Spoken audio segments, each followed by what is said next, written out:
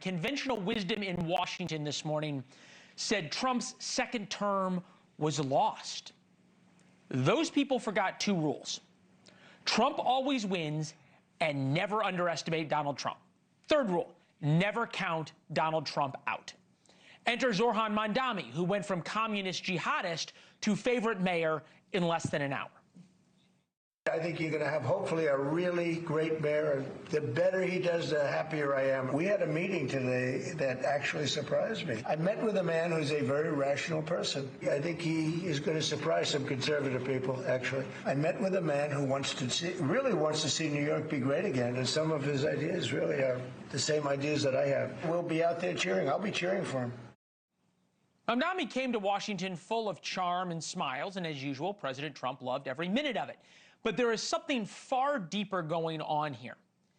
Today, Trump showed he is still the master puppeteer. The media are his puppets.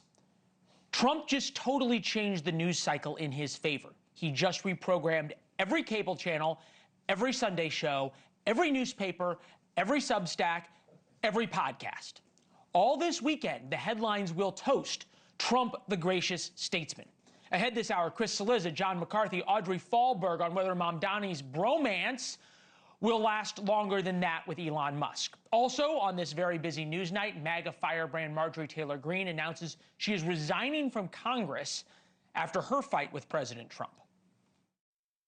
Loyalty should be a two-way street, and we should be able to vote our conscience and represent our district's interests because our job title is literally representative. Plus, Ambassador John Bolton on Ukraine's ultimatum. Dr. Michio Kaku explains why AI regulation is focused on all the wrong things. Dr. Ashish Jha on the hypocrisy of how we handle vaccines versus ADHD drugs for toddlers. But first, our Why It Matters segment tonight. Trump's Oval Office meeting with Zohran Mamdani reminded me of a student and a master. Or maybe that scene in the movie Step Brothers where they become best friends overnight. We have told you Trump and Mamdani, Trump the master, Mamdani the student, are both generational political talents.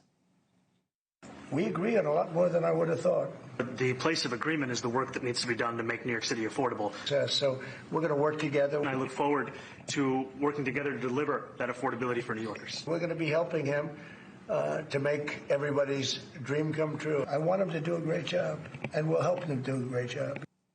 If you really study Donald Trump and report on him rather than look through the lens of Trump derangement syndrome, you see themes with Donald Trump. The meeting today reminded me of Trump's first trip to Washington all the way back in 2016. I covered that meeting as well, and we all expected ice-cold frost. This was Trump and Obama after Trump had just won the election. Trump flipped the script. He is the master of the unexpected. And let's be honest, Trump and Mamdani's tactics, promises, even their supporters are fairly similar. Everybody predicted the Trump-Mamdani meeting would be more like an Oval Office cage match. Trump flipped the script. But it was anything but the cage match, even as reporters tried to pit them against each other. Are you affirming that you think President Trump is a fascist? I've spoken about... That's okay. You can just say yes. Okay. All right. Okay. It's easier. It's easier than explaining it. I don't mind. Yeah, nobody expected that. That's why Trump did it. He wants that soundbite played over and over again. As our friend Mike Nellis pointed out, it's hilarious that every Republican operative has been frothing at the mouth to turn Zohran into a giant Democratic boogeyman. And Donald Trump's in the Oval Office right now talking about how great he is and how he would love to live in New York under Mayor Mamdani. Just incredible. Trump is incredible. Anybody who underestimates Trump does so at their own peril. In the past 24 hours, MS Now and CNN both predicted his presidency was over.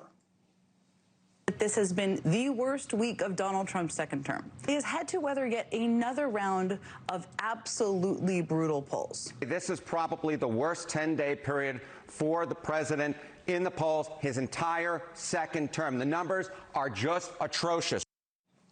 Boom! And now Trump and Zohran are friends. Trump weaved. Now the Sunday shows will not be talking about Epstein. They won't be talking about the 6 Democrats who told soldiers to question orders. They won't be talking about Trump's threat to hang those 6 Democrats. They won't be talking about high prices. They won't be talking about the peace deal in Ukraine, if you can even call it a peace deal. They will be talking about a Republican president and the Democratic Socialist mayor of New York agreeing on forcing companies to lower prices. If we're sending them fuel at a much lower price than it was a year ago, which is true, we have to get Con Edison to start lowering their rates. Absolutely. Trump's presidency is far from dead. Far from dead. Really, what he needed was a little help from his new favorite socialist in New York. Thank you for watching. Subscribe below and download our NewsNation app right now on your phone, and you will get fact-based, unbiased news for all Americans.